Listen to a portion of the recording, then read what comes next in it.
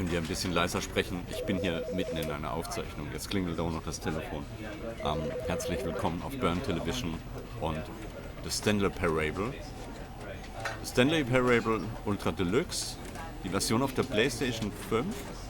Ich habe schon wahnsinnig viel von dem Spiel gehört. Tatsächlich so viel gehört, dass ich nichts hören sollte und mich nicht spoilern lassen sollte.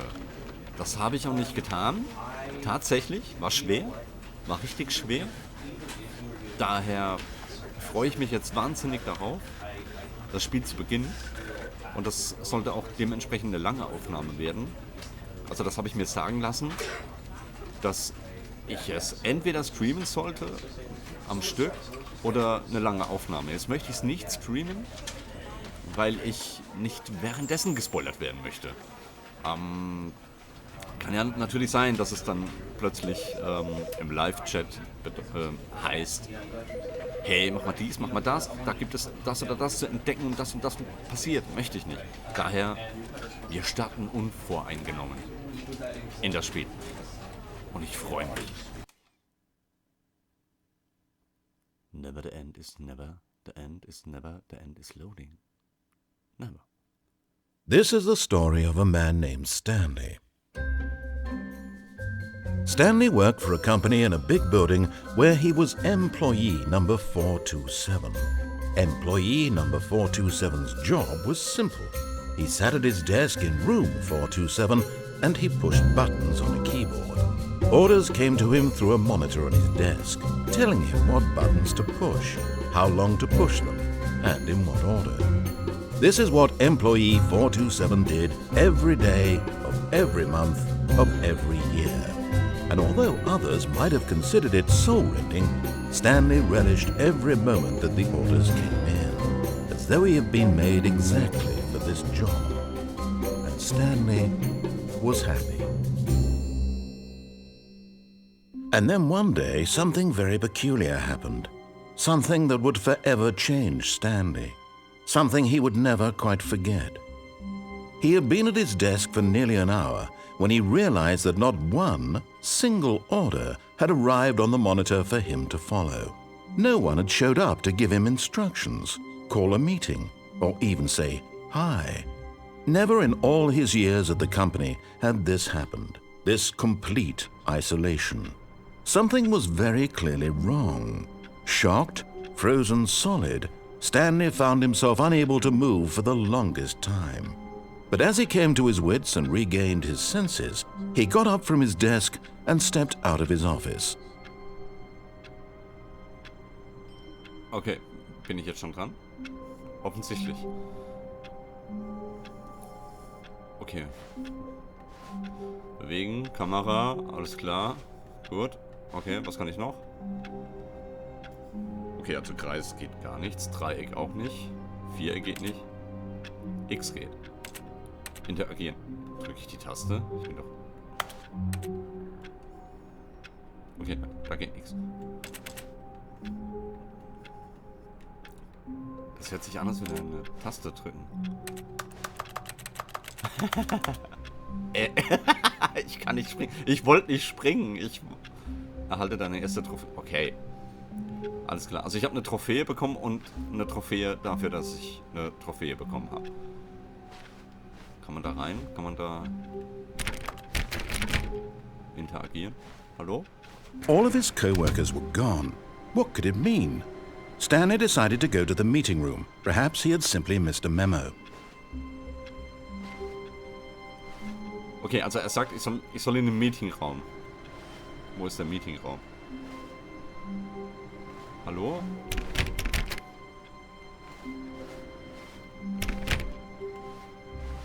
Okay, also ich soll einfach den offenen Türen folgen.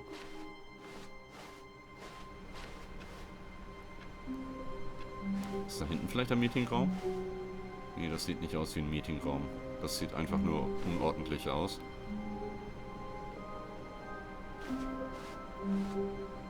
Hallo? Stanley went around touching every little thing in the office, but it didn't make a single difference, nor did it advance the story in any way. Ja, klar. Ah, okay. Den habe ich ausgemacht. Ich will irgendwas aufheben. Geht anscheinend nicht. Kann man den... Ah, guck mal. Auch ausgeschaltet. Wir wollen hier ein bisschen Strom sparen. Okay, ich gehe einfach mal weiter. Da steht eine Tasse. I hate Mondays. Okay. Oh. When Stanley came to a set of 2 open doors, he entered the door on his left. Ah ja. Okay. Ah, die Tür ist jetzt zu. Also ich komme nicht mehr zurück. Warte. Kurz überlegen. Er sagt zur Linken. Was ist aber, wenn ich in die Rechte reingehe? Ich gehe rechts. This was not the correct way to the meeting room, and Stanley knew it perfectly well. Perhaps he wanted to stop by the employee lounge first, just to admire it. Ja, natürlich. Klar. Okay, ich liebe es jetzt schon. Das ist witzig, das Geräusch, wenn man versucht, die Tür aufzumachen und wenn man einfach nur in die Luft tippt. Ah, das ist die Lounge. Yes, truly a room worth admiring. It had really been worth the detour after all, just to spend a few moments here in this immaculate, beautifully constructed room. Stanley simply stood here, drinking it all in. Ja, ich lasse es auf mich wirken. Da steht einfach... Was hat er gesagt? Da ist echt eine Unordnung. Komm, also Yes, really, really worth it being here in the room. A room so utterly captivating that even though all your co-workers have mysteriously vanished, here you sit looking at these chairs and some paintings. Really worth it. Ich guck nicht die Bilder an, mein Freund. Ich guck die Unordnung auf dem Boden an. Hier liegen überall Dokumente rum. Tassen. At this point, Stanley's obsession with this room bordered on creepy and reflected poorly on his overall personality. It's possible that this is why everyone left. Du kannst mich mal. Tatsächlich. Also ernsthaft. But at last, he'd had enough of the amazing room and took the first open door on his left to get back to business. Was? Die erste Tür... Warte mal. Du willst mich doch verarschen. Soll ich... Ah! Nö, du kannst mich mal. Stanley was so bad at following directions, it's incredible he wasn't fired years ago. Ah, du bist so ein Arsch. Do not lie. If you are lying right now, stop. Okay.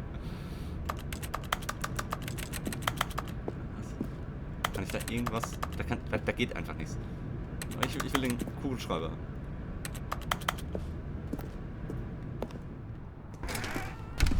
Immer die Türen, die sich schließen.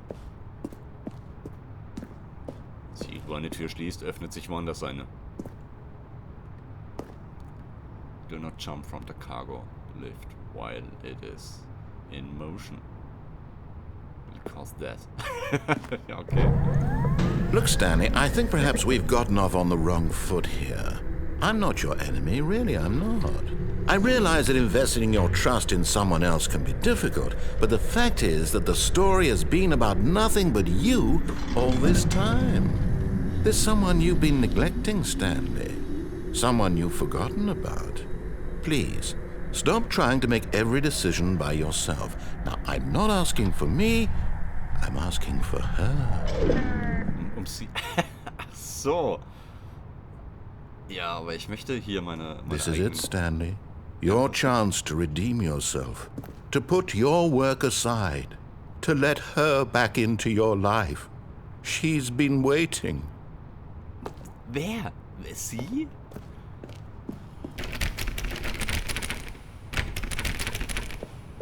Du willst, dass ich da reingehe. Ach komm, ich gehe jetzt einfach da rein. Und die Tür schließt sich wieder. Das nicht. Kann ich Starter fahren? Auch nicht.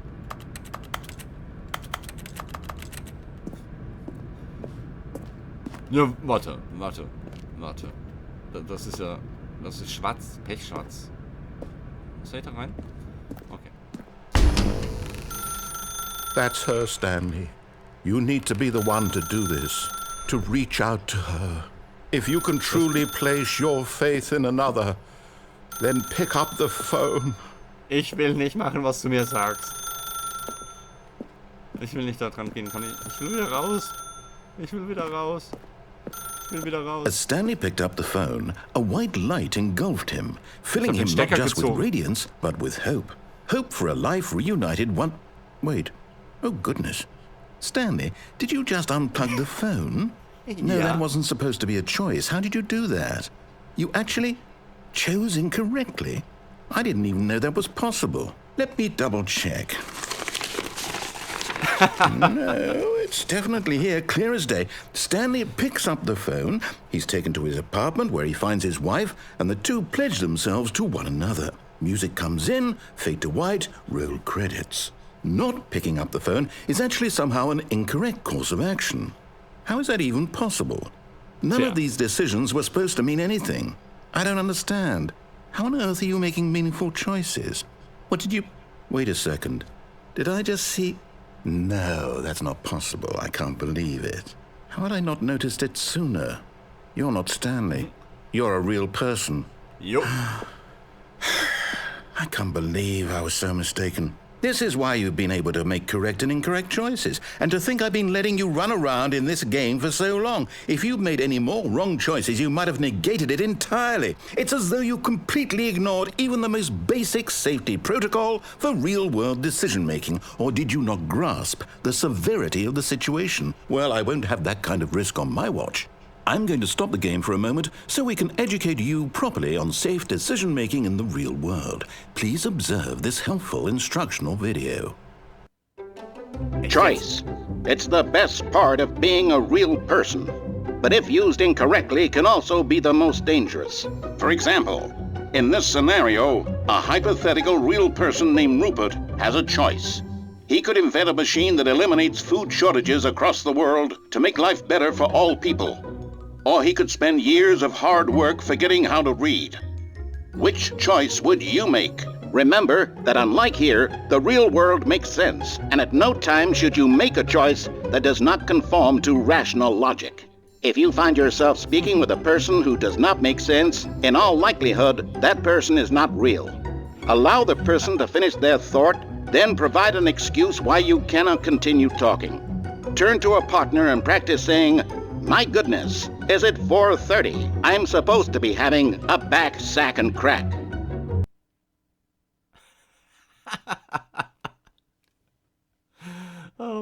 Excellent. Making choices on a regular basis is the best part to a healthy decision-making process. Most medical professionals recommend making at least 8 choices per day. Do you make more than 8? Less? And finally, if you begin to wonder if your choices are actually meaningful and whether you'll ever make a significant contribution to the world, just remember that in the vast infiniteness of space, your thoughts and problems are materially insignificant, and the feeling should subside. At this time, your instructor will guide you in an exercise to test and reinforce the material covered in this video. Ah, welcome back. You may have noticed that this room has begun to deteriorate as a result of narrative contradiction. But not to worry. Now that you're properly informed on good decision-making, we're going to revisit a choice you made just a few minutes ago and see what the correct thing to do would have been. This way, please. What? Okay.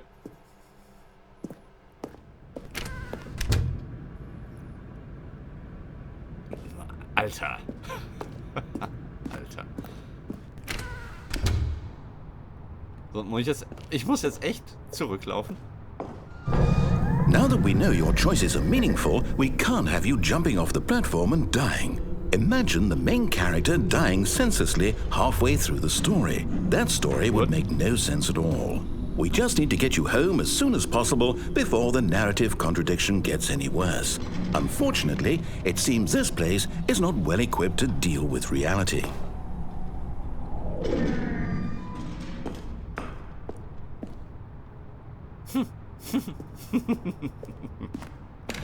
Okay, ja, danke. Oh, da öffnen sich jetzt die Türen.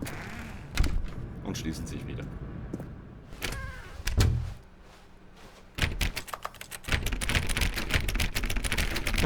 Komm.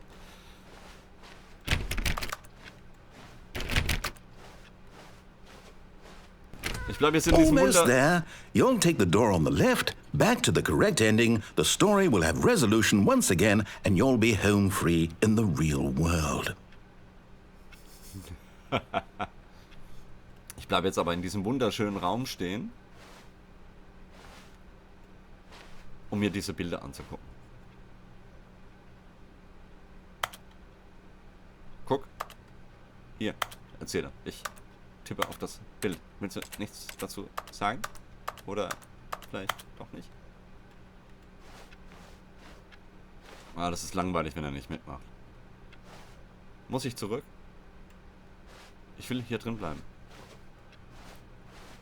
Der ist so schön blau. Ah! Okay, er reagiert nicht.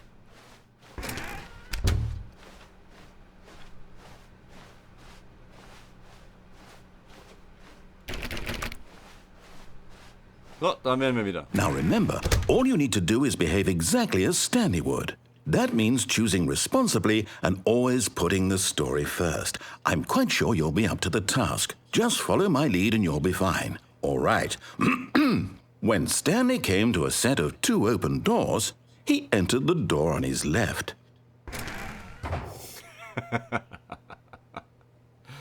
Oh mein Gott.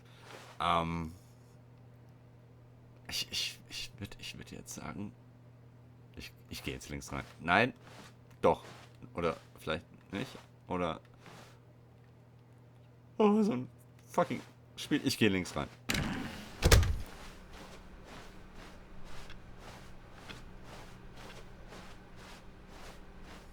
Yet there was not a single person here either. Feeling a wave of disbelief, Stanley decided to go up to his boss's office, hoping he might find an answer there.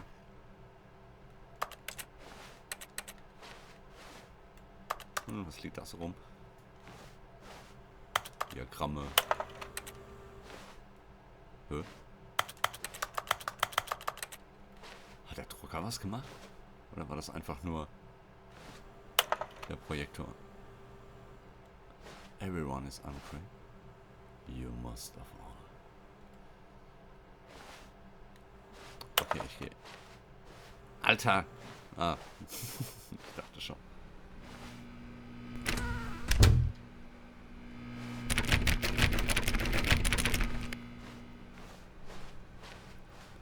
Coming to a staircase, Stanley walked upstairs to his boss's office. Kann ich da nicht runter? Warum ist da eine... Warum sind da fucking Türen und ich komme nicht da runter?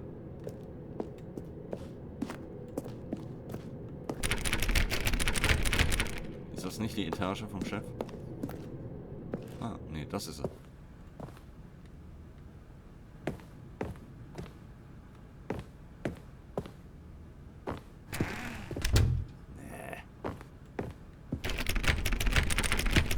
Da ist doch was dahinter, ich seh's doch. Mach auf!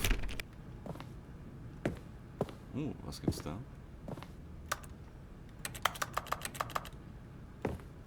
Merkt ihr, wie ich auf die Tasten haue? Okay. Stepping inside his manager's office, Stanley was once again stunned to discover not an indication of any human life. Shocked, unraveled, Stanley wondered in disbelief who orchestrated this, until he saw the door with a voice receiver next to it. Surely behind this door lay all the answers to his questions. And beyond all probability, he knew the passcode.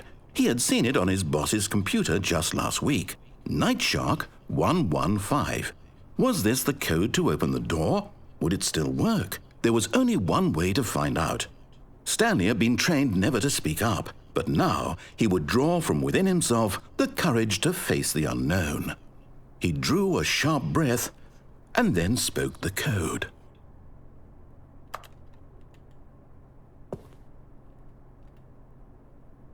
Please speak. White Shark 115. Stanley spoke the code. Night Shark. Night Shark 115. White. He spoke it into the receiver, right there on the wall. Night Shark 115. Geht das nicht? I'm sorry, is there a problem? You Yeah. didn't mishear me, did you? Please speak the code into the receiver. Otherwise we can't get on with the story. This is a crucial step. Ich will doch sprechen. Okay, fine, you're not gonna do it, but you know what? It's pretty humiliating to bring you this far, only for you to suddenly decide you have better things to do. I asked you for this one single thing, for your respect. The kind of respect Stanley shows for his choices. He knows what it means to take a story seriously. If you didn't want to see what I had to show you, then why did you come here? You had a choice, you know. You could have gone through the door on the right. You could have done whatever the hell you wanted over there. Why did you come this way? Speak. Say something to me. Explain yourself, you coward. You What? behave exactly as Stanley would. That means choosing responsibly and always putting the story first. I'm quite sure you'll be up to the task. Just follow my lead and you'll be fine. All right. When Stanley came to a set of 2 open doors, he entered the door on his left. Willst du mich verarschen? Ist das jetzt dein fucking Ernst? Okay. Jetzt bin ich wieder... Jetzt habe ich das gemacht, was er wollte. Bin durch die linke Tür. Yet there was not a single person here either. Feeling a wave of disbelief, What? behave exactly as Stanley would. That means choosing responsibly and always putting the story first. I'm quite sure you'll be up to the task. Just follow my lead and you'll be fine. All right. When Stanley came to a set of 2 open doors, he entered the door on his left. What the fuck?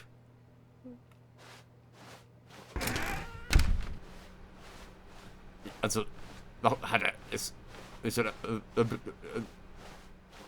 Yet there was not a single person here either. Feeling a wave of disbelief,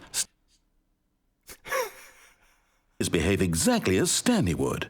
That means choosing responsibly and always putting the story first. I'm quite sure you'll be up to the task. Just follow my lead and you'll be fine. All right. When Stanley came to a set of 2 open doors, he entered the door on his left. Leck mich. No! Why did you do that? Quickly, hurry back in the other direction. Perhaps we're not too late. Was? Warum ist hier alles...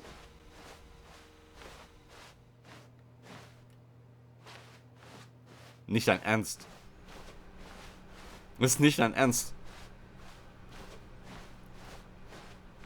Oh, it's ruined. I can't believe, after everything we talked about, that my story, you've destroyed my work. Why? For what? What did you get out of that? What did you think was so special about seeing the game undone, left here like so much garbage? It's worthless now. And what am I supposed to do? Even if there were a way to continue, would it be worth it? To know that my story is now incorrect? How can I go back to that? I can't erase that knowledge. I'll have to live with it forever, reliving its impossibility forever. I couldn't live that way. Is it better to shut the game down entirely? To willingly destroy all of my work? I don't know. What's the answer? What do I do? What do I do? What do I... No, I have to. I have to shut the game down. I have to. I have to.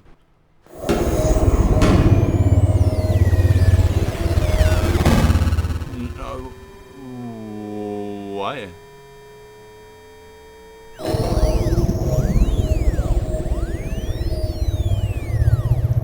Was passiert hier? Oh, I'm here. I'm still here. Here in this pile of rubbish. With you. You, who thought you were so clever. Now look where we are. My entire game is destroyed. It was the only thing in the world that was mine, and you've run it into the ground. What, did you think that would be funny? You just had to see? Didn't I impress upon you how important it was to be like Stanley? He actually knows how to do what I tell him to. He understands that if I say to do something, there's a damn good reason for it. That thought hadn't even occurred to you, had it? That there's a world outside of you? You're a child. Danke, danke. My story. If you'd just gone through the door on the left, you would have seen it. There was a whole underground facility. You would have destroyed it and been victorious. It would have been so perfect. I worked so hard on it. I tried so hard to make... When Stanley came to a set of 2 open doors, he entered the door on his left. Echt? Stanley? Hello? Are you... Is everything okay?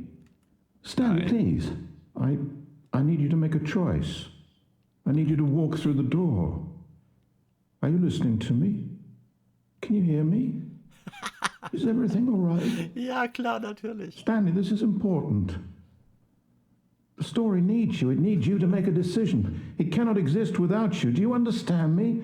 Whatever choice you make is just fine. They're both correct. You cannot be wrong here. We can work together. I'll accept whatever you do. I simply need you to take that step forward, please. Choose. Do something. Anything. This is more important than you can ever know. I need this. The story needs it. So, you hear me? Are you there? Are you listening to this? Stanley, are you there? Okay. It's okay, I can wait. You need time to decide. Time to make sure your choice is correct. That is the best choice. That's all right. I'll wait for you to decide what's the right thing to do. Es ist hängen geblieben. Take as much time as you need. Man denkt tatsächlich, das Spiel hängt sich selbst auf, aber es ist... Meine Güte, ist das witzig. Es ist so gut. Und ich bin gespannt, was jetzt kommt. Echt jetzt?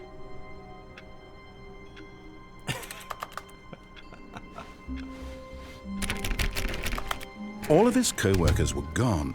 What could it mean? Stanley decided to go to the meeting room. Perhaps he had simply missed a memo. Okay. Wir machen jetzt das, was er sagt. Von Anfang an. When Stanley came to a set of 2 open doors, he entered the door on his left.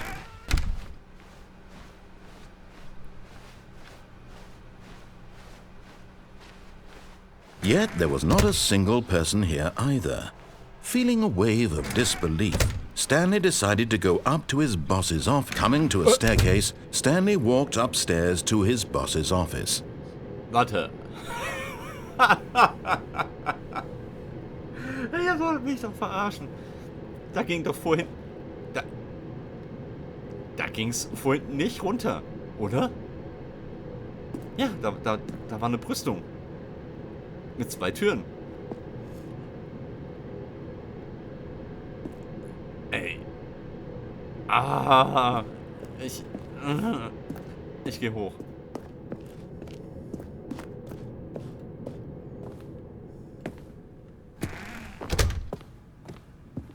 Hä? Der hat doch vorhin anders ausgesehen, der Raum.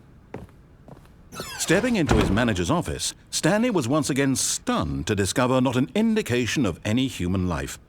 Shocked, unraveled, Stanley wondered in disbelief who orchestrated this. What dark secret was being held from him?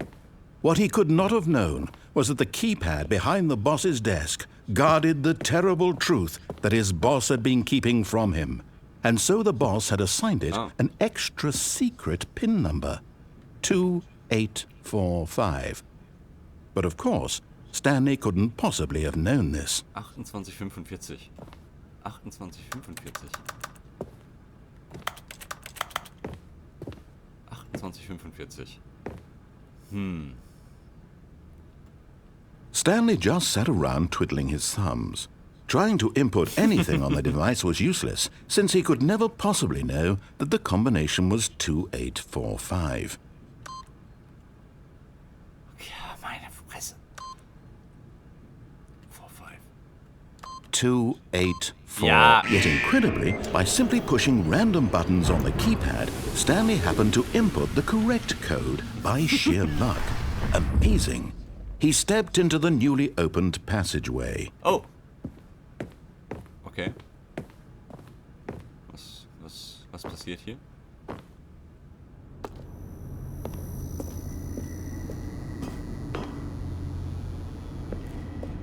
Hallo? Oh, eben habe ich gedacht, ich bin gefangen. Ist das ein... Ist dann auf... Ist, oh, das sieht aus, als würde es da runtergehen. Oder doch nicht? Bewegt sich? Muss ich Taste drücken? Okay.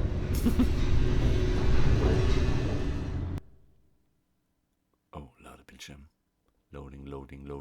Descending deeper into the building, Stanley realized he felt a bit peculiar. It was a stirring of emotion in his chest, as though he felt more free to think for himself, to question the nature of his job. Why did he feel this now, when for years it had never occurred to him? This question would not go unanswered for long. Wow! Willst du mich... Ah! Okay. Stanley walked straight ahead through the large door that read erschreckt mich Mind plötzlich so. Control Facility. Was? Ich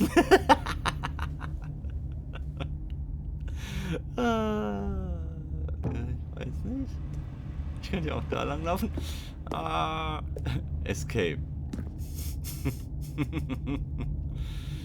Aber das interessiert mich jetzt schon, was da vor mir ist.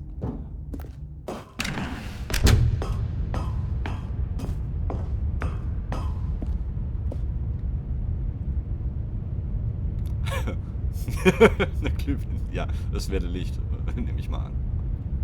Mir ist ein Licht aufgegangen. The lights rose on an enormous room packed with television screens. What horrible secret did this place hold? Stanley thought to himself. Did he have the strength to find out? Ja, klar. Ich bin Stanley. Ich bin wissbegierig. Ich möchte wissen, what the fuck? Was ist das hier? Matrix?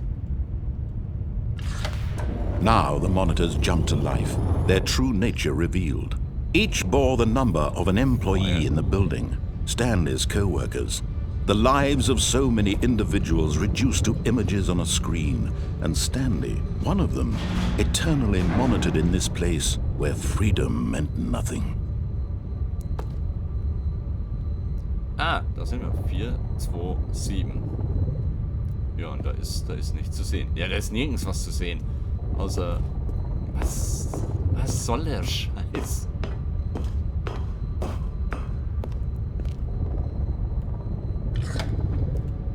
This mind control facility, it was too horrible to believe. It couldn't be true. Had Stanley really been under someone's control all this time? Was this the only reason he was happy with his boring job? That his emotions had been manipulated to accept it blindly? Blind akzeptiere? No. He refused to believe it. He couldn't accept it. His own life in someone else's control? Never! It was unthinkable, wasn't it? Was it even possible? Had he truly spent his entire life utterly blind to the world? Vielleicht. But here was the proof. The heart of the operation. Controls labeled with emotions. Happy, or sad, or content. Walking, eating, working, all of it monitored and commanded from this very place. And as the cold reality of his past began to sink in, Stanley decided that this machinery would never again exert its terrible power over another human life. For he would dismantle the controls once and for all. Okay. Und wie soll ich das tun? Kann ich da Tasten drücken? Ist offline.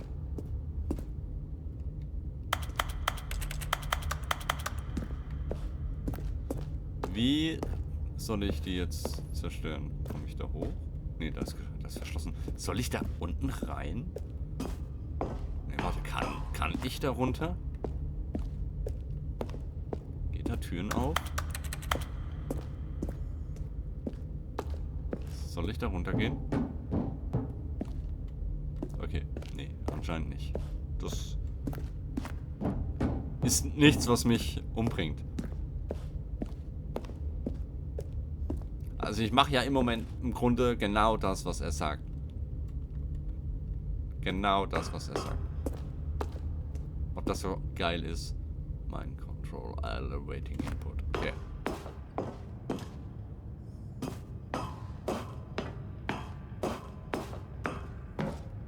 And when at last he found the source of the room's power, he knew it was his duty, his obligation, to put an end to this horrible place and to everything it stood for. Ja, genau. Da stehen wir jetzt. Er will, dass wir es ausschalten. Und ich befürchte, wenn ich es jetzt ausschalte, passiert irgendwas saudämliches.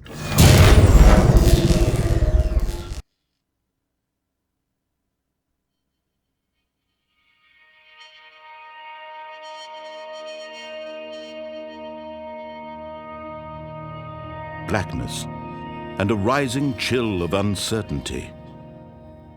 Was it over? Yes! He had won! He had defeated the machine, unshackled himself from someone else's command. Freedom was mere moments away. And yet, even as the immense door slowly opened, Stanley reflected on how many puzzles still lay unsolved.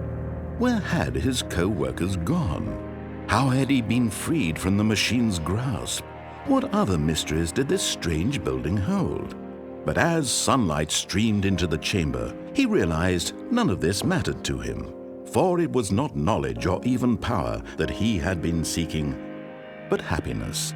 Perhaps his goal had not been to understand, but to let go. No longer would anyone tell him where to go, what to do, or how to feel. Whatever life he lives, it will be his. And that was all he needed to know. It was perhaps the only thing worth knowing. Stanley stepped through the open door.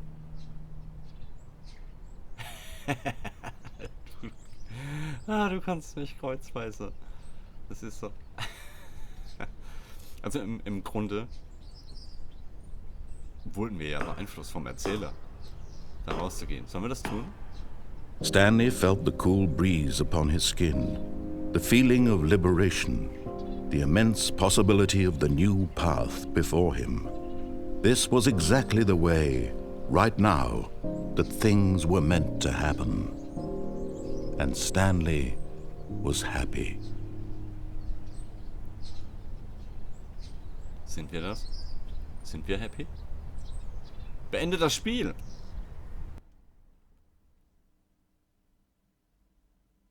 Okay, wir haben jetzt das Spiel beendet im Prinzip. Oder auch nicht. Ihr wollt mich verarschen, oder?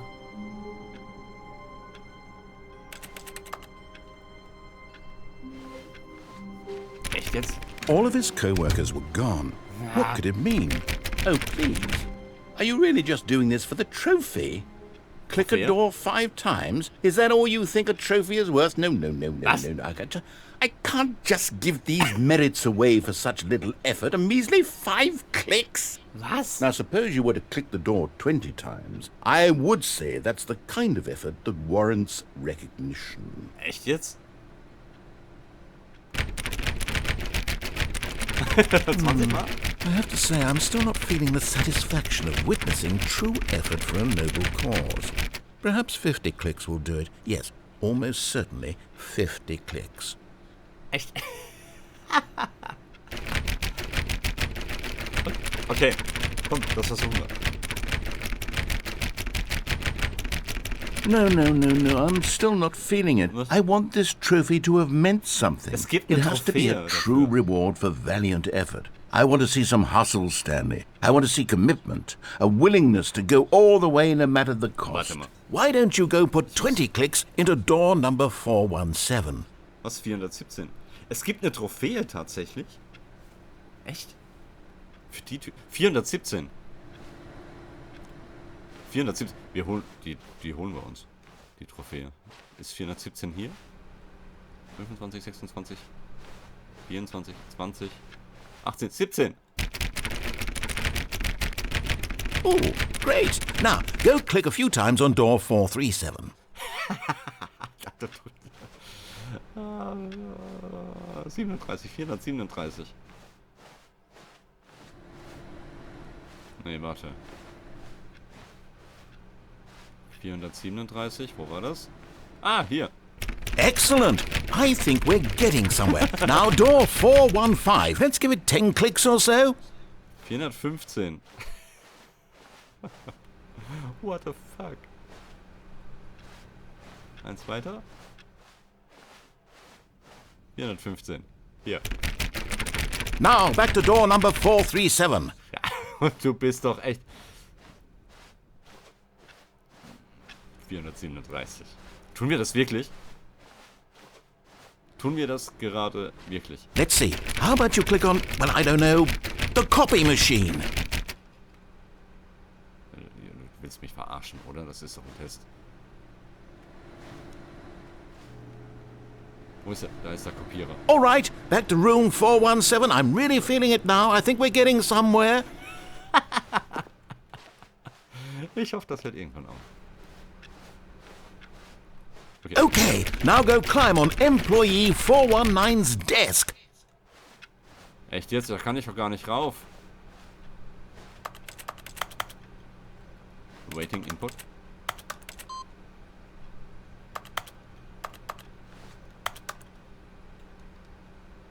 Echt? Yes! This is Yeah, great! You're putting it all on the line, Stanley. I like that. All right, let's keep it up. Go give me a few clicks on door 416.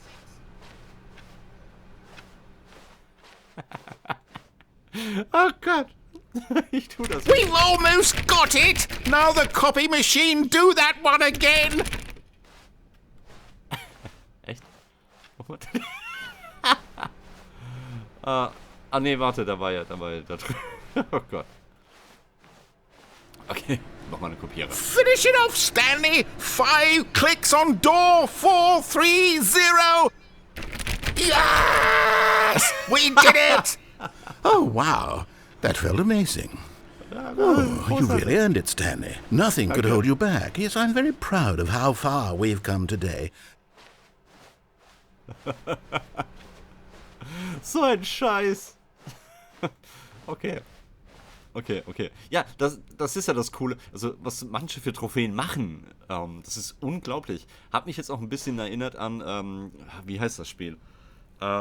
My name is When Mario. Stanley came to a set of 2 open doors, he entered the door on his left.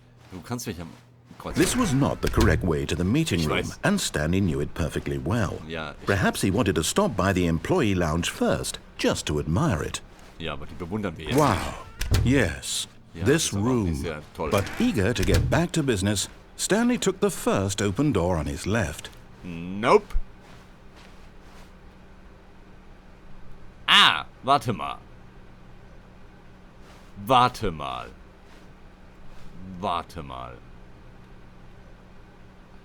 Ah, das Telefon. Ah, genau, das Telefon. Wir haben den Stecker gezogen. Stanley was so bad at following directions, it's incredible he wasn't fired years ago. Da würde ich ja gerne hin. Da Look, ist noch eine Stanley, Tür. I think perhaps we've gotten off on the wrong foot here. I'm not your enemy, really, I'm not. I realize that investing in your trust in someone else can be difficult, but the fact is that the story has been about nothing but you all this Es time. geht um mich, es geht There's um... someone you've been neglecting, Hör auf zu Stanley. reden. Someone you've forgotten about. Ja, wen habe Please, ich vergessen? stop trying to make every decision by yourself. Doch, ich I'm treffe not die jetzt. asking for me, Doch. I'm asking Keine for Chance. her. Keine This is it, Chance. Stanley. Your Chance. chance to redeem yourself. To put your work aside. bla, To let her Ich back gehe da into jetzt your rein life. und- She's been waiting. Wer denn? Sie hier. Das That's her, klingelt. Stanley. You need to be the one to... So. Und jetzt? Oh, Stanley, is that you? Hold on, sweetie. Sorry to keep you waiting. I'm just pulling the bread out of the oven. All right. Okay, there we go. All right, now, I want you to come in and tell me all about your day.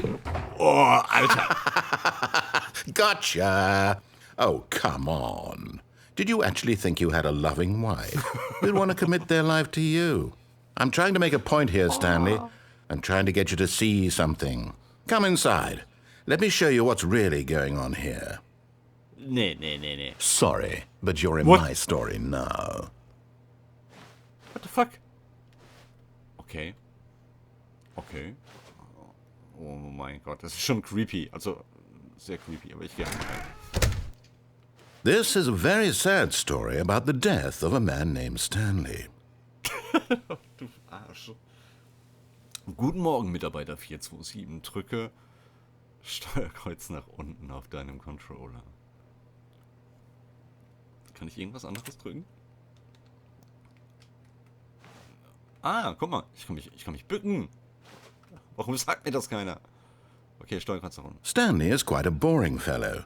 He has a job that demands nothing of him, and every button that he pushes is a reminder of the inconsequential nature of his existence.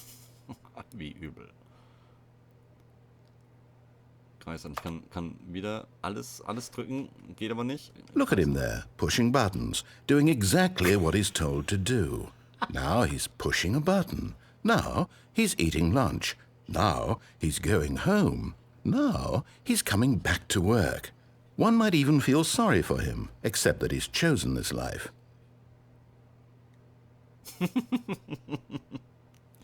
But in his mind, he can go on fantastic adventures. From behind his desk, Stanley dreamed of wild expeditions into the unknown, fantastic discoveries of new lands. It was wonderful. And each day that he returned to work was a reminder that none of it would ever happen to him. And so he began to fantasize about his own job. First, he imagined that one day while at work, he stepped up from his desk to realize that all of his co-workers, his boss, everyone in the building had suddenly vanished off the face of the earth. The thought excited him terribly. Bitte drück Steuerkreuz nach unten, Zeit mit den Jungs zu verbringen. So he went further. He imagined that he came to two open doors and that he could go through either. At last, choice. It barely even mattered what lay behind each door. The mere thought that his decisions would mean something was almost too wonderful to behold. Okay, bereiten wir das Abendessen vor. As he wandered through this fantasy world, he began to fill it with many possible paths and destinations. Down one path lay an enormous round room with monitors and mind controls. And down another was a yellow line that weaved in many directions. And down another was a game with a baby. And he called it The Stanley Parable. Deinen Kindern eine Geschichte zu erzählen. It was such a wonderful fantasy, and so in his head he relived it again, and then again, and again, over and over, wishing beyond hope that it would never end, that he might always feel this free. Surely there's an answer down some new path, mustn't there be? Perhaps if he played just one more time. What? Das Spiel nochmal neu starten. Könnte ich das? Ja. Das Spiel erneut beginnen. Nee, Spiel fortsetzen natürlich. So. Ich sage meiner Frau, dass ich sie liebe. Das sage ich tatsächlich auch jeden Tag. Aber ich versuche es jetzt mal hier. But there is no answer. What? How could there possibly be? In reality, all he's doing is pushing the same buttons he always has. Nothing has changed. The longer he spends here, the more invested he gets. The more he forgets which life is the real one. Schlafen zu gehen. And I'm trying to tell him this, that in this world he can never be anything but an observer, that as long as he remains here, he's slowly killing himself. But he won't listen to me. He won't stop. Here, watch this. Stanley, the next time the screen asks you to push a button, do not do it.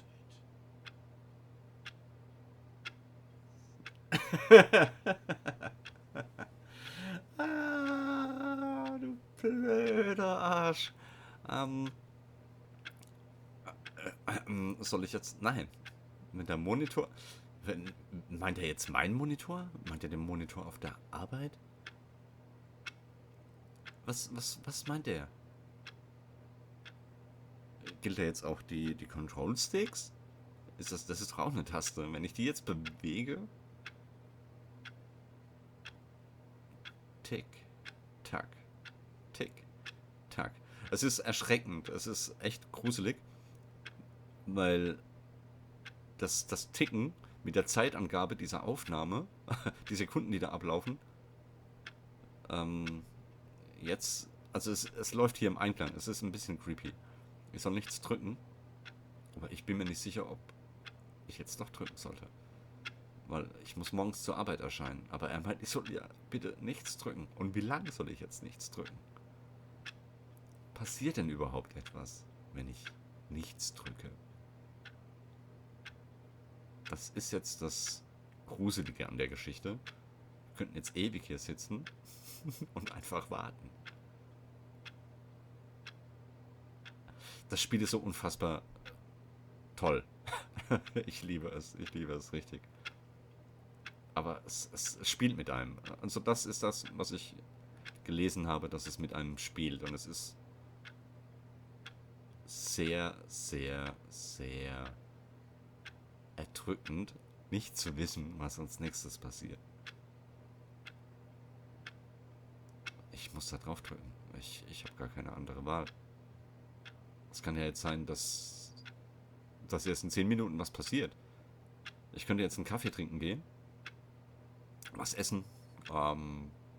Keine Ahnung, vielleicht einkaufen gehen. Und ich komme zurück. Und dann passiert erst was. Oder ich drücke einfach diese Taste. Dieses bekloppte Dreieck. Einfach drücken. Björn, drück diese verfluchte Taste, denn es passiert nichts. Fange ich an, ein bisschen durchzudrehen? Vielleicht, ein wenig. Drück einfach die Taste. Ich drück. You see? Can he just not hear me? How can I tell him in a way that he'll understand that every second he remains here, he's electing to kill himself? How can I get him to see what I see? How can I make him look at himself? Bitte. Oh mein Gott. Ah. Das ist so eine Scheiße. Ich raste aus. Okay, ich drück einfach mal. I suppose I can't, not in the way I want him to. But I don't make the rules. I simply play to my intended purpose, the same as Stanley. We're not so different, I suppose. I'll try once more to convey all this to him. I'm compelled to. I must. Perhaps, well, maybe this time he'll see. Maybe this time. And I tried again, and Stanley pushed a button. And I tried again, and Stanley pushed a button. And I tried... Bitte stirb.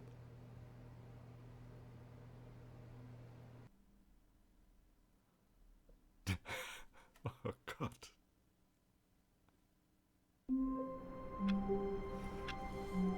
No! Oh mein Gott. Okay. All of his co-workers were gone. What could it mean? Stanley decided to go to the meeting room. Perhaps he had simply missed a... Oh, please. Are you really just doing this for the trophy?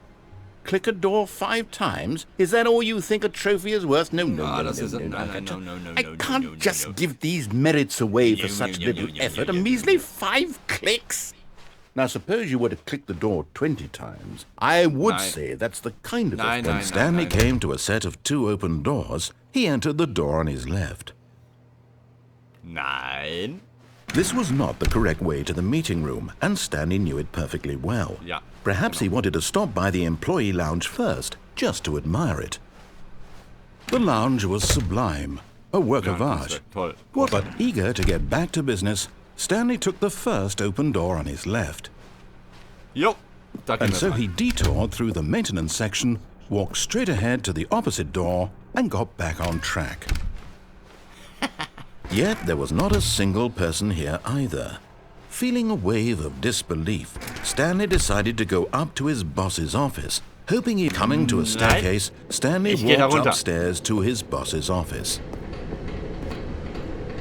But Stanley just couldn't do it.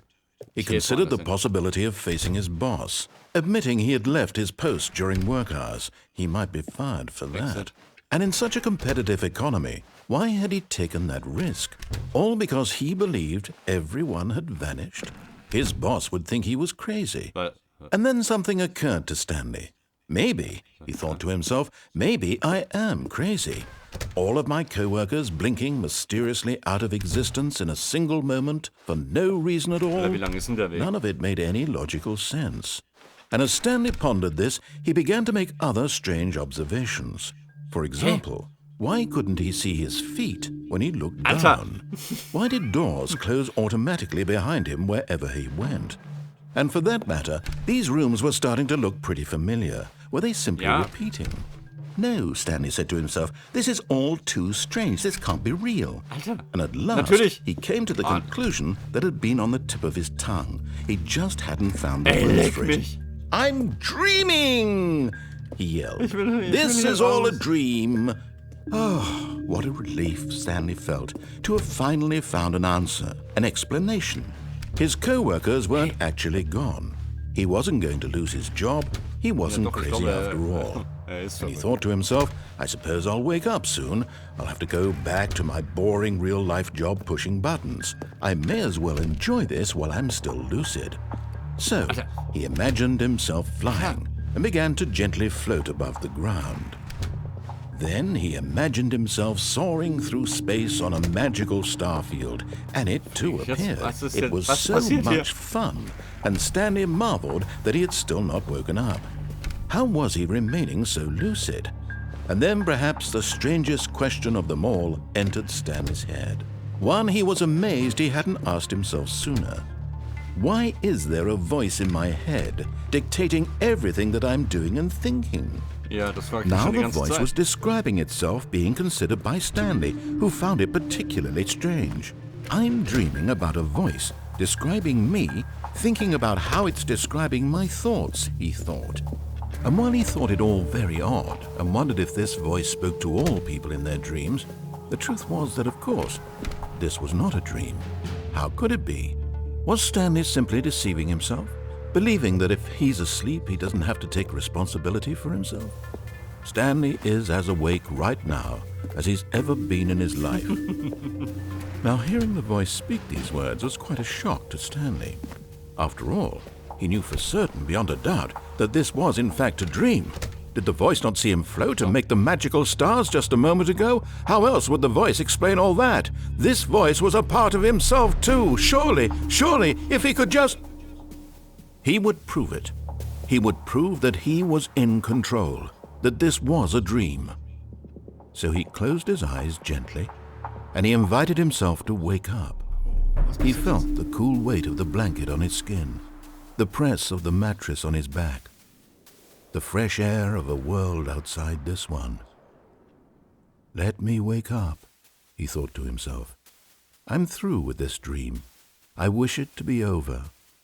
Let me go back to my job. Let me continue pushing the buttons.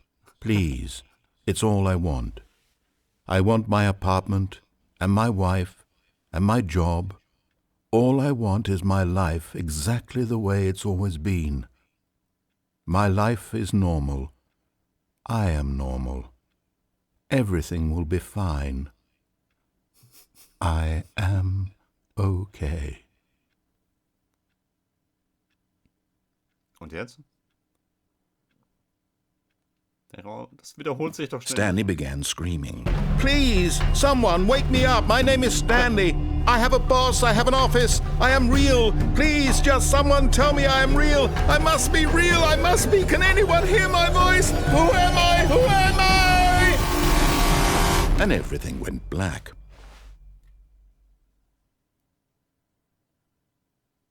Ganz großes Kino. This is the story of a woman named Mariella.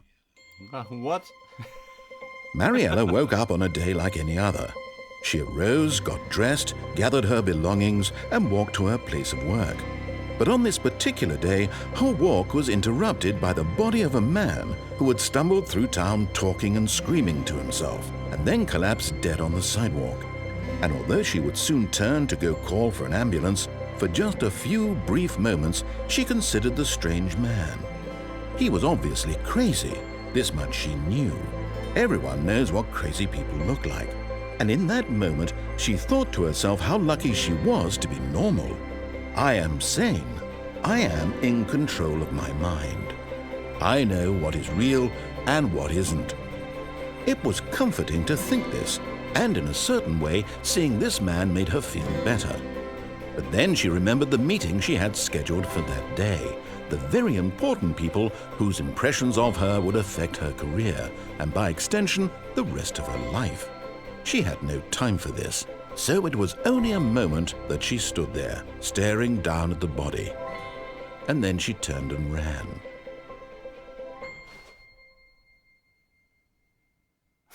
Du Scheiße. War das jetzt wieder das Ende? So, einmal haben wir es jetzt durchgeschafft. Das Spiel... Ah. Und wieder stehen wir am Anfang. Vergeht denn da überhaupt die Minute? Ich habe die Zeit vorhin eingeben müssen, aber da hat sich jetzt nichts geändert. Also, das ist nicht die Uhrzeit, die ich eingetragen habe, oder? Nee, ist sie nicht. Das wär witzig. Das wäre sehr cool. So. Okay.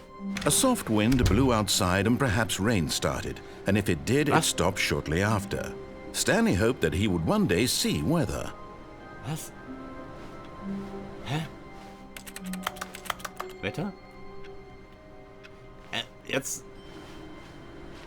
Okay. Jetzt erzählt er was anderes. Ich bin beeindruckt. Maßlos beeindruckt. When Stanley came to a set of 2 open doors, he entered the door on his left.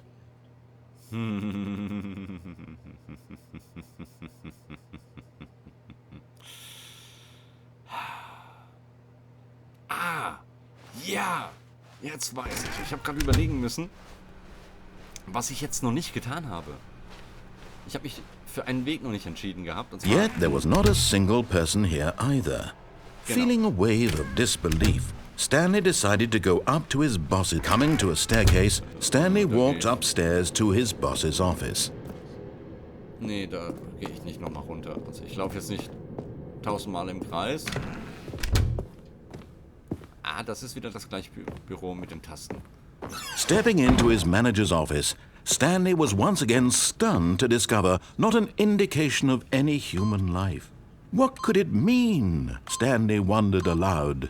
Stanley was in such a rush to get through the story as quickly as possible, he didn't even have a single minute to just let the narrator talk. That kind of anxiety isn't healthy, so he relaxed for a few moments with some calming New Age music. Echt jetzt? Mach auf.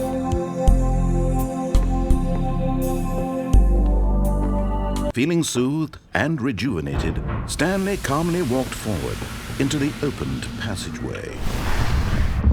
Danke. Danke. Halt, Aufzug. Genau, hier rein. Nicht erschrecken, wenn gleich wieder die Funken sprühen. Hä? War das so? Ja, ja, genau, deswegen. Deswegen. Stanley walked straight ahead through the large door that read Mind Control Facility. No. Although this passageway had the word escape written on it, the truth was that at the end of this hall, Stanley would meet his violent death. Ja, klar.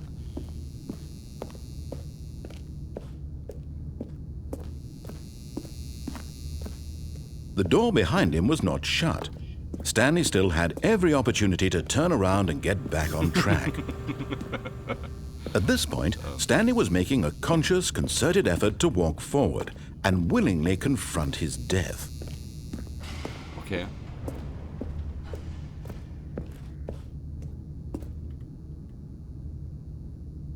Ernsthaft? Ich könnte noch zurückgehen, aber ich... Ciao.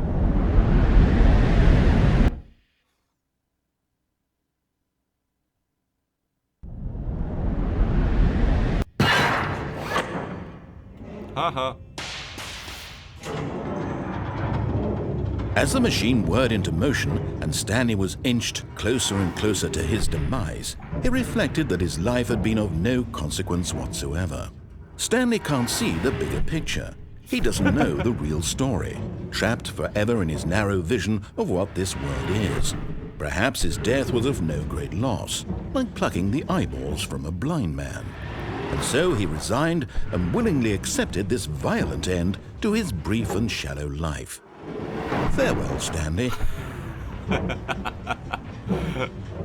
Oh mein Gott. "Farewell, Stanley," cried the narrator, as Stanley was led helplessly into the enormous metal jaws. In a single visceral instant, Stanley was obliterated as the machine crushed every bone in his body, killing him instantly. Oder auch nicht. Echt jetzt? Da geht's nicht lang? Ich tippe auf Kartons. Ja, was ist...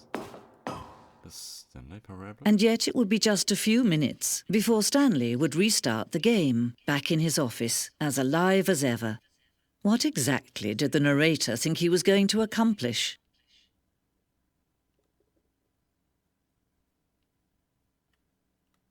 Echt jetzt? Okay. Okay, nochmal von vorne. Was ist das? When every path you can walk has been created for you long in advance, death becomes meaningless, making life the same. Do you see now? Do you see that Stanley was already dead from the moment he hit start? Ja, so ein bisschen. Es war wichtig, das Spieltempo in diesem ersten Abschnitt richtig einzustellen. Dieser Korridor wurde verschoben und verändert, um sicherzustellen, dass der Spieler die beiden Türen in einer guten Zeit erreicht. Ach, wie geil ist das denn? Was steht da? Landschaftsgemälde, okay. Ja, das ist Stanleys Computer. Großartig. Das ist ein Museum. Büro Grundriss. Ich muss mal kurz schlucken. Augenblick, warte. Einen Schluck trinken. Dieser Plan zeigt das Büro vom Spielanfang. Der Weg von Stanleys Büro zu den beiden Türen war der erste Teil des Spiels, der gebaut wurde. Im Laufe der Entwicklung wurden Abschnitte hinzugefügt und verändert, aber der Kerngrundriss ist fast identisch zum ersten Durchlauf. Was? Okay. Genau, das ist... Da läuft man durch und das ist dann die erste Entscheidung. Die zwei Türen. Die zwei offenen Türen waren der erste konkrete Teil des Stanley Parable Designs. Als dieser Raum erstellt worden war, entwickelte sich der Rest des Spiels als eine Erweiterung davon, eine Erkundung des Widerspruchs, den dieser Raum darstellte. Großartig, großartig. Aktenschränke, toll. Bürocomputer. Ausmachen. Passiert da was? Credits. Ja, die kennen wir schon. Das haben wir ja vorhin gesehen. Hier noch Türen. Ganz großes Kino. Das Büro. Knopfgeräusche. Eine Auswahl an Geräuschen, die im gesamten Spiel beim Drücken von Knöpfen verwendet werden. Jedes Geräusch ist eine Mischung aus einem Tastaturanschlag und einem künstlichen Ton.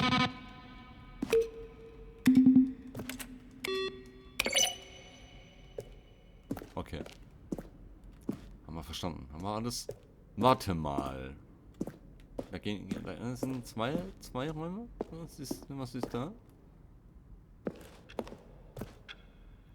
Die Bürouhr. Chefbüro. Okay. Okay. Was haben wir hier oben? Freiheitsende. Countdown-Schreibtisch. Überwachungsraumaufzug. Oh, look at these two. How they wish to destroy one another. How they wish to control one another. How they both wish to be free.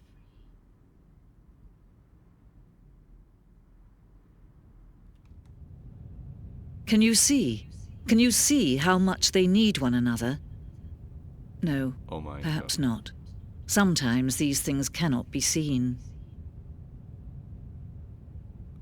But listen to me. You can still save these two. You can stop the program before they both fail. Turn off your PlayStation. There's no other way to beat this game. As long as you move forward, you'll be walking someone else's path. Stop now and it'll be your only true choice. Whatever you do, choose it. Don't let time choose for you. Don't let... Oh. Jetzt ist es doch passiert. Ich soll die PlayStation ausmachen, um das zu beenden. Ja, ich müsste das Spiel einfach beenden, glaube ich, um zu beenden. Das geht ständig so weiter. Oha. Oha. Oha. Jetzt...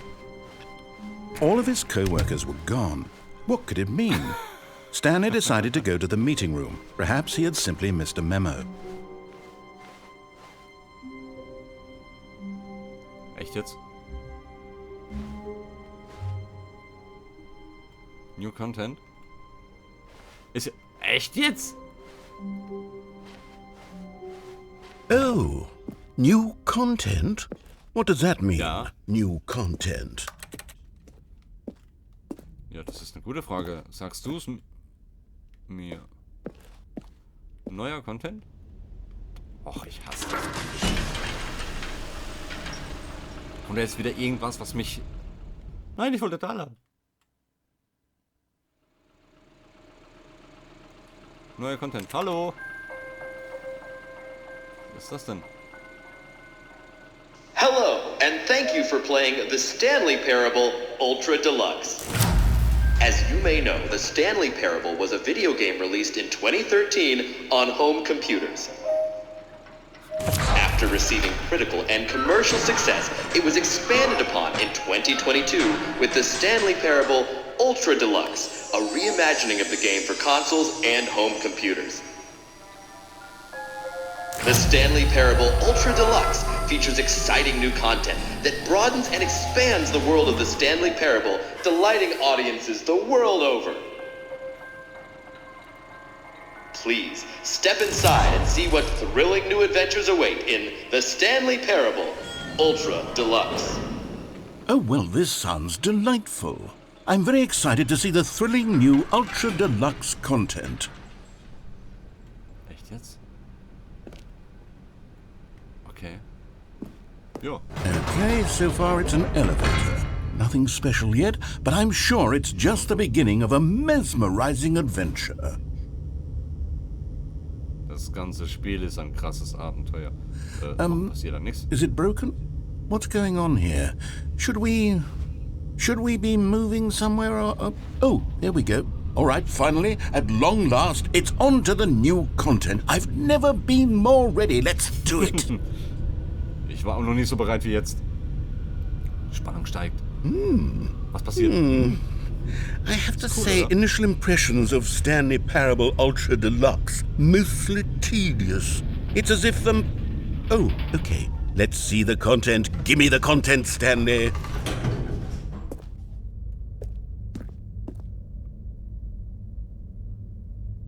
Das ist gruselig. Okay. All right, let's see. It's The jump circle?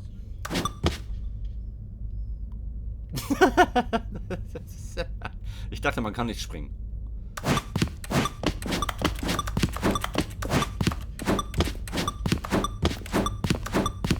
Was passiert, wenn ich rausgehe? Bin ich nicht nochmal von vorne?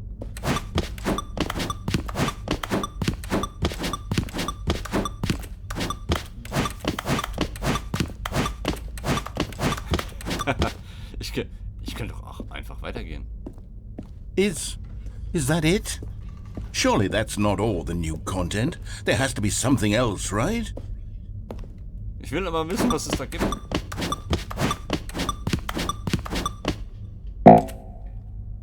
Was?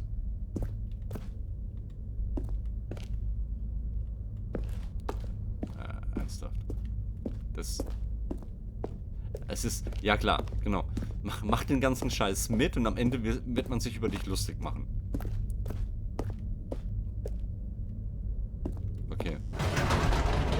Goodness. Another elevator. Stanley, I have to say, initial impressions of this game are not positive. It's just elevators and jumping.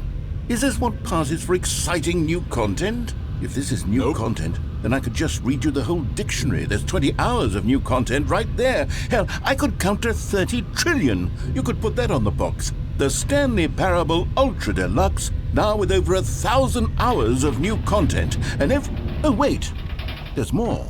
Very good. Yes. I knew there had to be something else. Let's see it.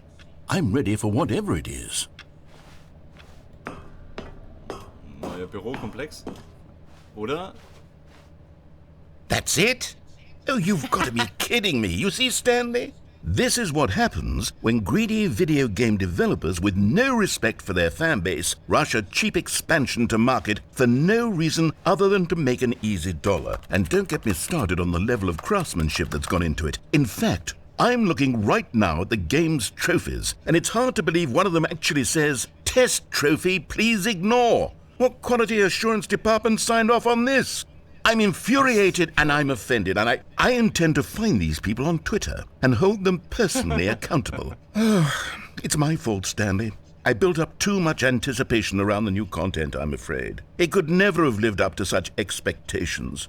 If you're still with me, why don't we just reset the game, and we'll try to get back to what the Stanley Parable is really about. No frills, no gimmicks. Just you and me having a great time together like always. What do you say, friend?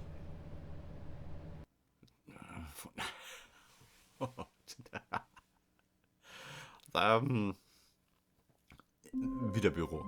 Was? Okay, wir sind im Büro, aber irgendwas stimmt hier draußen nicht. Das ist der neue Content. Also, wie gesagt, ich habe The Stanley Parable nie gespielt. Nie. Also wenn das neue Content ist, einfach ein Foto, wie es normal was gesehen hat.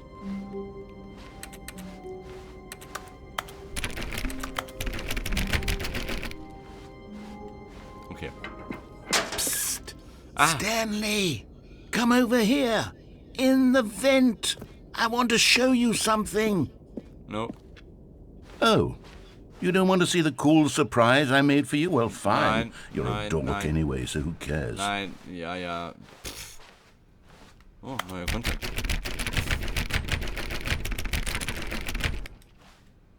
Okay, da war nichts.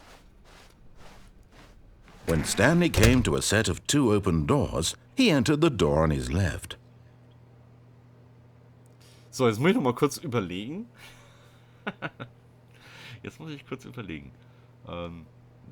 Wo muss ich lang, um wieder zum... warte.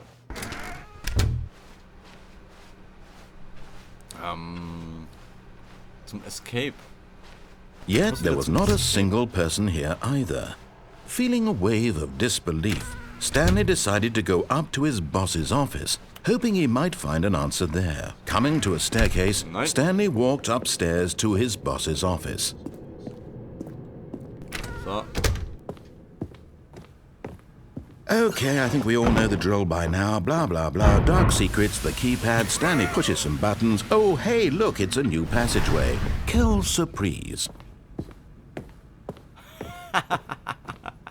Also das ist jetzt nicht so, dass du den Weg dann einfach nochmal gehen kannst und dann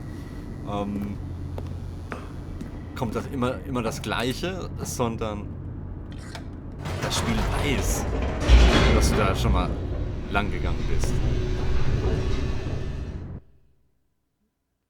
Loading, loading, loading, loading, loading, loading, loading. Ja, ich erschrecke mich. Stanley walked straight ahead through the large door that read Mind Control Facility. Nope. Although this passageway had the word escape written on it, the truth was that at the end of this hall, Stanley would meet his violent death. Ja, ich weiß. Da kommt der Tod. Irgendwas zerquetscht mich. The door behind him was not shut. Stanley still had every opportunity to turn around and get back on track. Bla bla bla bla bla bla. At this point, Stanley was making a conscious, concerted effort to walk forward and willingly confront his death.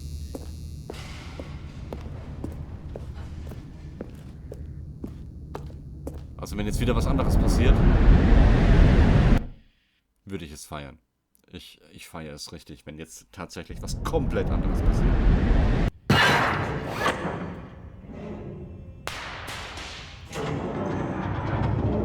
As the machine whirred into motion and Stanley was inched closer and closer to his demise, he reflected that his life had been of no consequence whatsoever. Stanley can't see the bigger picture. He doesn't know the real story, trapped forever in his narrow vision of what this world is. Perhaps his death was of no great loss, like plucking the eyeballs from a blind man. And so he resigned and willingly accepted this violent end to his brief and shallow life. Farewell, Stanley. Ciao.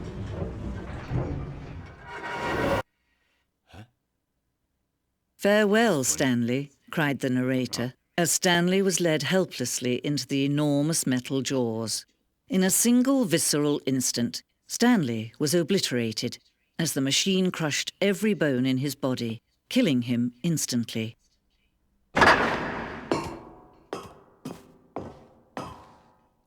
Ah nee, da waren nur Kartons. And yet it would be just a few minutes before Stanley would restart the game, back in his office, as alive as ever. What exactly did the narrator think he was going to accomplish? When every path you can walk has been created for you long in advance, death becomes meaningless, making life the same. Do you see now? Do you see that Stanley was already dead from the moment he hit start? Wartungsraum, die erste Version. Ja, genau. Also da sind wir jetzt vorhin nicht lang gegangen. Was gibt's da? Das Büro. Schlachtfeld. Schlachtfeld? Schon früh in der Entwicklung haben wir ein Ende entworfen, bei dem Stanley auf einem Schlachtfeld landet und gegen Aliens kämpft. Das Actionspiel sollte empfindungsfähig werden und Krieg gegen den Erzähler führen. Kurz nachdem wir mit der Entwicklung begonnen hatten, merkten wir, dass das viel zu witzig und zu kurz gedacht war für den Charakter des Spiels. Außerdem wurde es von manchen Leuten so interpretiert, dass das Spiel sich über Leute lustig macht, die Ego-Shooter mögen, was nicht unsere Absicht war. Interessant. Okay. Oh, das haben wir hier mit Geldschein, das haben wir jetzt noch nicht gehabt.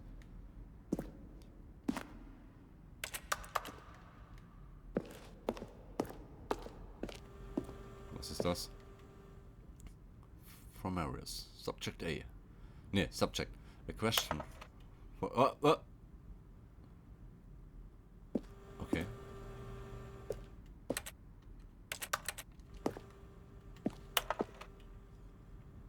Erzähler-E-Mails. Nach dem zweiten Trailer haben wir die Leute darum gebeten, dem Erzähler Fragen per E-Mail zu schicken. Obwohl wir diese für weiteres Promomaterial eingeplant hatten, haben wir keine perfekte Anwendung dafür gefunden. Hier sind einige dieser E-Mails. Oh mein Gott. Okay.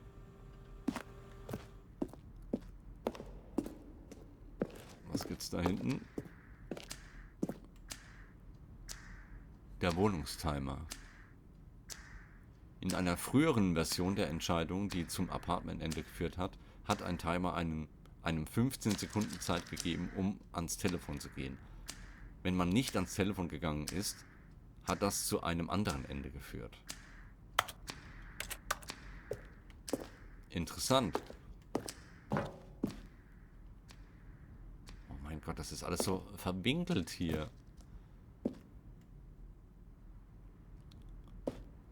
Okay, interessant. One option. Two options. One option.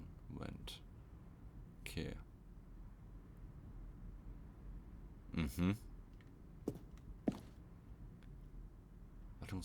Wartungsraumgrundriss. Es war wichtig, den Lauf der Gänge nach den ersten beiden Türen richtig hinzubekommen, da die Spieler wiederholt durch sie gehen würden. Wir haben eine Reihe von Entwürfen diskutiert, aber letztendlich hat sich die einfachste Variante durchgesetzt. Ja, manchmal sind es die einfachen Dinge, die funktionieren.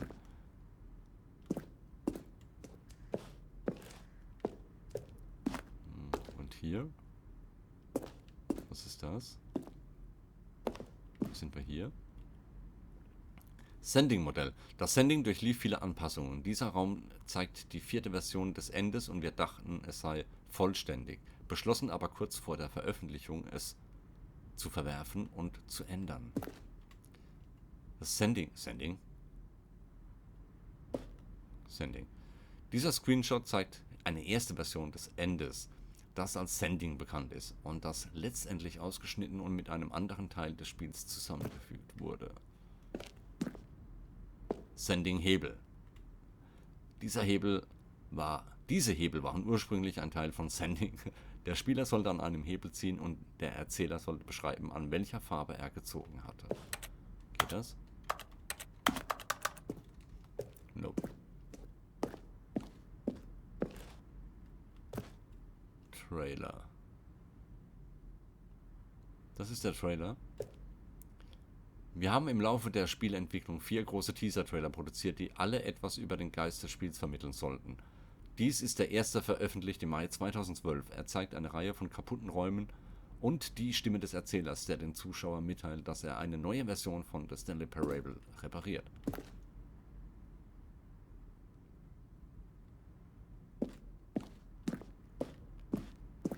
So, wo sind wir jetzt noch? Das Pausenmenü. Lange Zeit hatten wir ein Ende, das nur endete, wenn der Spieler aus dem Pausenmenü neu startete. Leider haben nur sehr wenige Spieler erkannt, dass sie dies tun sollten, was für alle frustrierend war. Ja, cool. Waren wir hier schon? Ja. Ja, hoch. Ich glaube, hoch muss ich, genau. Oder? Ja. Ich glaube, ich muss hoch.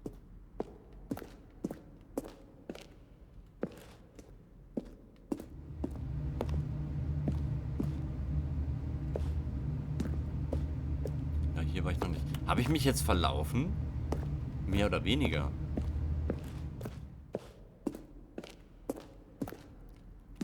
Habe ich jetzt alles gesehen? Was ist das? Spieldesign-Modell. Das ist das Level, das William, der Leveldesigner, David, dem Autor, als eine Art Vorspielstück geschickt hat. Die Stärke des Levels führte dazu, dass William für das Design des gesamten Spiels eingestellt wurde. Obwohl sich viel an der Umgebung geändert hat, ist der Grundriss dieses Modells immer noch im Spiel enthalten. Sehr schön.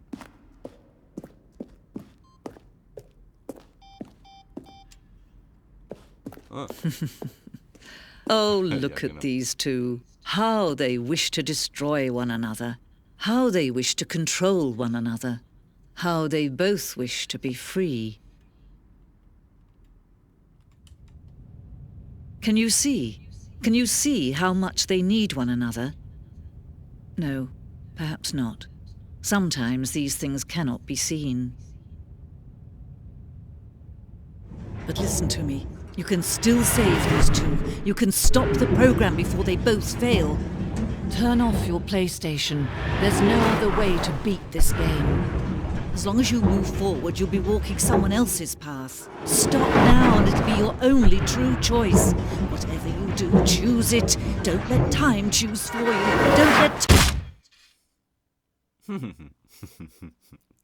Es gibt ja jetzt die Möglichkeit, also entweder sind wir jetzt wieder in dem normalen Büro oder in dieser umgestalteten Version,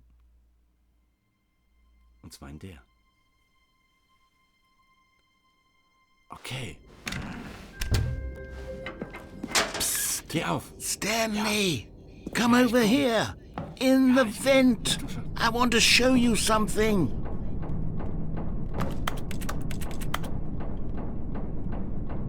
Okay. Er will mir was zeigen.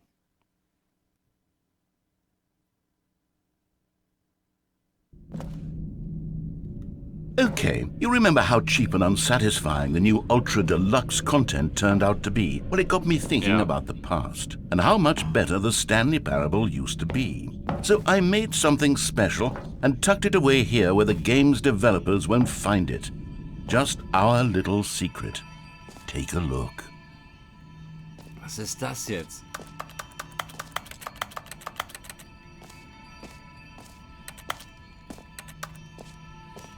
Okay.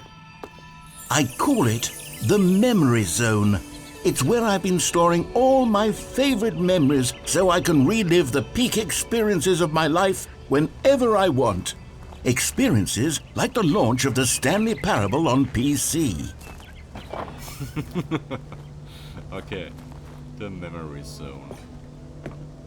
You see, Stanley, doesn't the Memory Zone remind you of how wonderful Stanley Parable was before it was sullied with a cheap PlayStation port? Remember back in October of 2013, when the game originally launched? Back then, video games had integrity. Back then, it all meant something. Oh, the waste.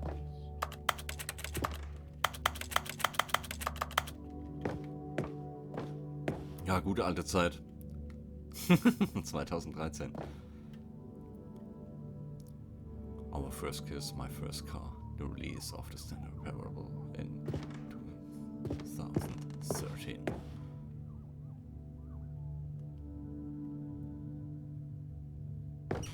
Ja. Good times. Ja, das war die gute alte Zeit. A trip down memory lane. Smile because it happened. Okay. Hier. Dollarschein. Demonstration. Okay. Ja, gehen wir mal weiter. Nominierungen.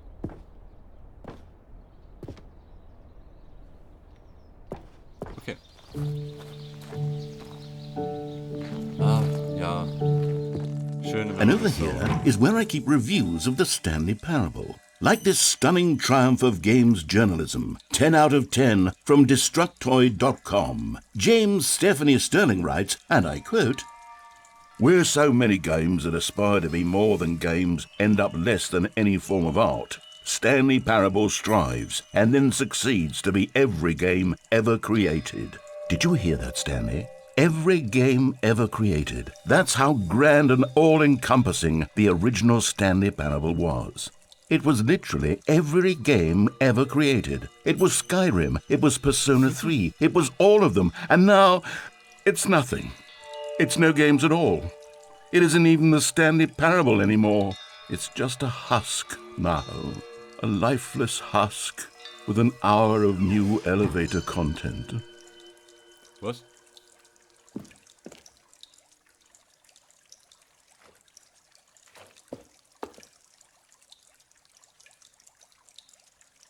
Ja, ein paar Awards hat es dafür gegeben. Okay. Was ist hier unten?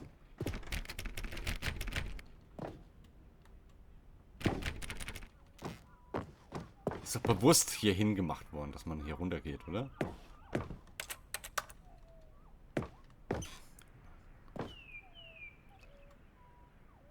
The Original Remake.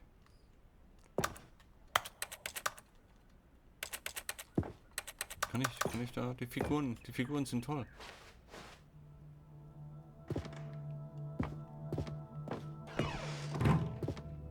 Here's another moving passage, this time from GameSpot.com.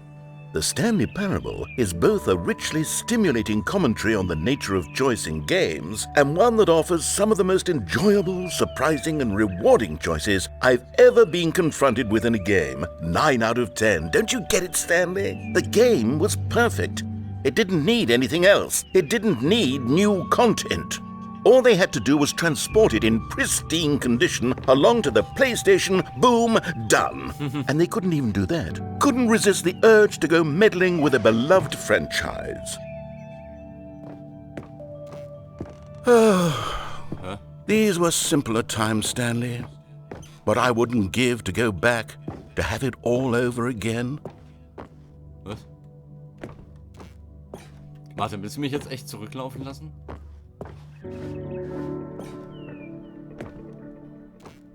Ah, tatsächlich. Wait, hang on. I don't recall this part of the memory zone before. What's this? What's down here? Oh. Oh no, oh God, no, Stanley. It's a collection of reviews from Pressurized Gas, the extremely popular online storefront for computer games. I haven't looked at these in years. I can't even imagine what's been collecting down here. Surely these reviews were glowing as well, weren't they? Honestly, I could not be bothered to play this game to full completion. The narrator is obnoxious and unfunny, with his humor and dialogue proving to be more irritating than entertaining. Unfunny! I'm not trying to be funny. I'm trying to make a serious work of art.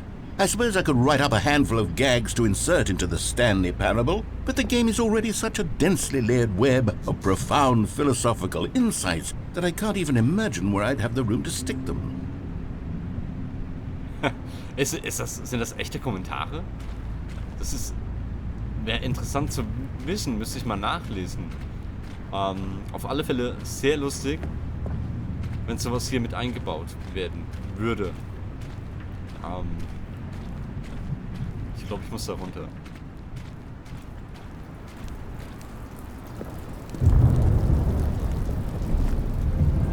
Okay, let's see what this one says. While the idea for the game is good, for someone who prefers non-linear games, this preachiness gets annoying fast. Preachy? Stanley? I'm not preachy, am I? You can tell me if I'm preachy. Honestly, you can. Oh, goodness. This is actually quite shocking for me. To be honest, I had always thought of the game's dialogue as being rather terse to begin with. You can't know how much fluff I cut from the game to get it to feel as light and airy as it... Well, I always thought it did. But maybe it wasn't. Dear, what an awful memory to have to hold on to. These black marks on my otherwise unimpeachable track record. I feel like a failure. Like I let these people down. Perhaps the Stanley Parable isn't quite as sterling as I always remembered. Ja, also wenn das jemand geschrieben hat, der sich selbst nudelscharf nennt. Also What's this one got to say?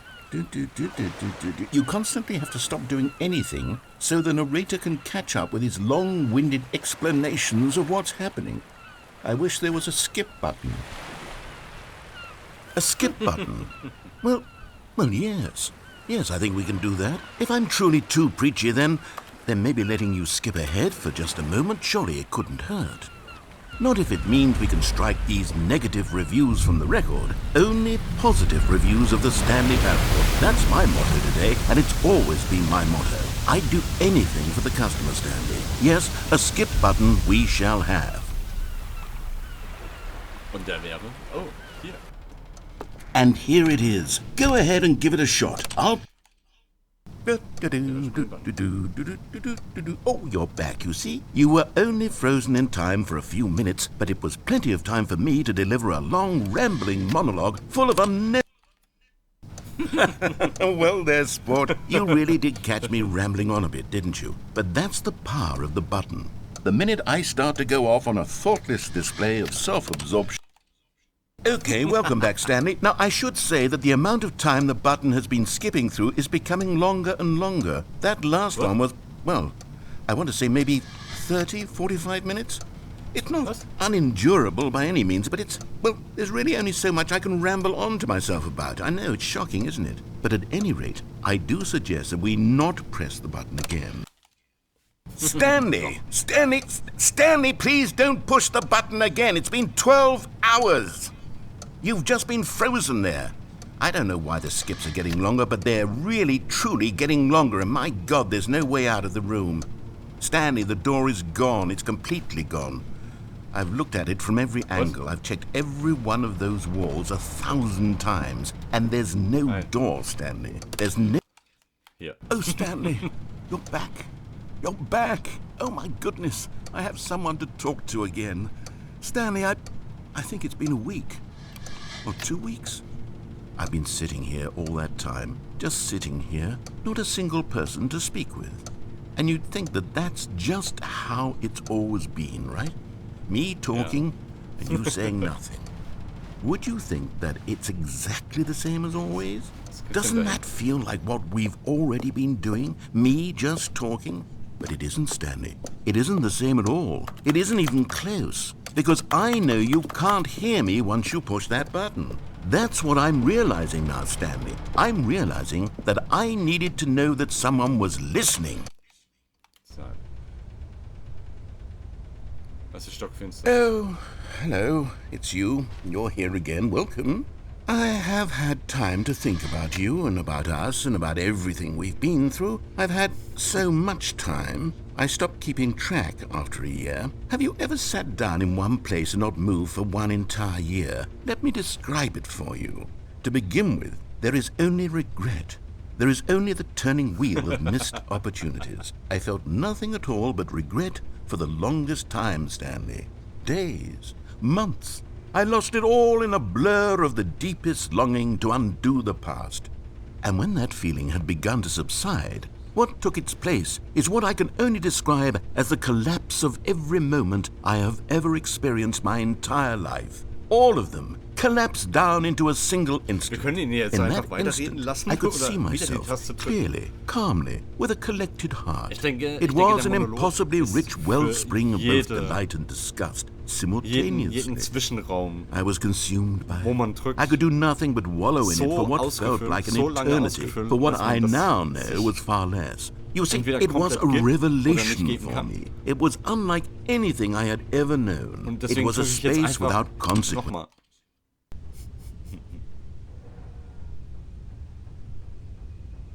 Jetzt sagt er gar nichts mehr. Jetzt ist er beleidigt. Ist er beleidigt. Jetzt ist er beleidigt. Oder warte mal. Vielleicht ist er auch tot. Vielleicht ist der Erzähler tot. Was haben wir jetzt übersprungen? Jahre?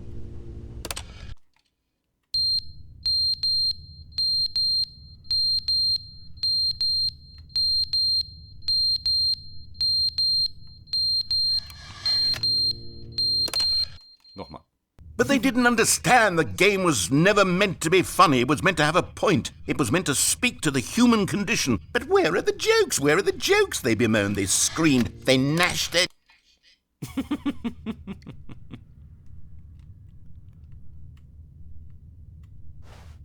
Jetzt geht gar nichts mehr.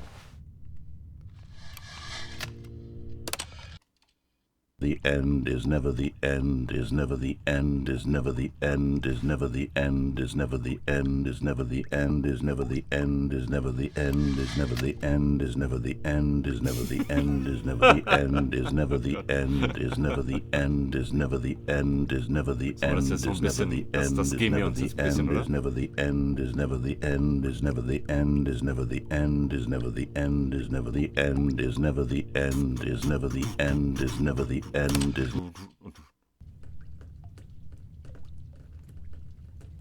Oh, da regnet schon rein. Das heißt rein regnen. Das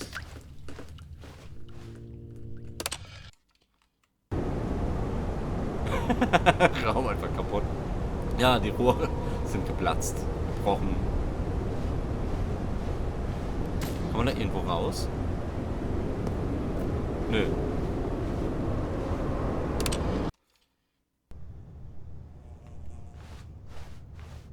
Jetzt ist aber Licht da. Hallo? Ich möchte hier hoch. Ich möchte raus. Mal gucken. Irgendwann komme ich in die komplette Apokalypse. Ach, das ist doch schön. Großartig. Jetzt hat es sich doch gelohnt, die ganze Zeit diese Taste zu drücken. Aber ich würde ja gerne hier hoch. Komme ich immer noch nicht. Komme ich hier hoch? Nö.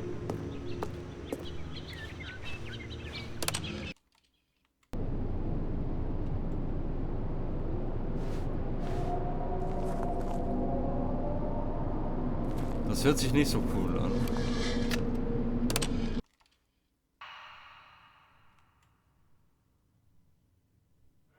Irgendwie gefällt mir das nicht.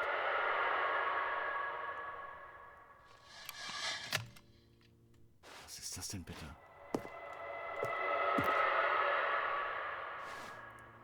Oh mein Gott. Ich drück mal lieber weiter.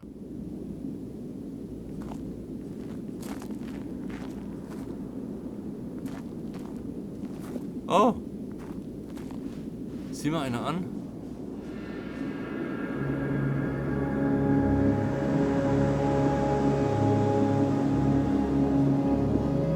Die Welt ist zerstört. Es gibt keine Menschheit mehr.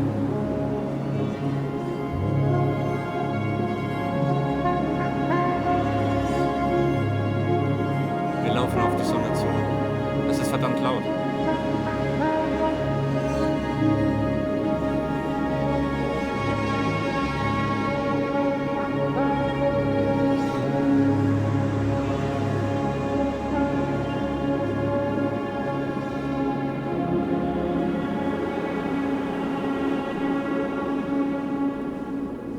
Okay.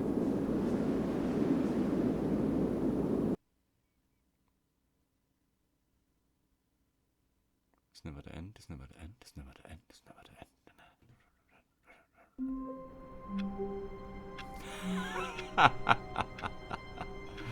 Okay.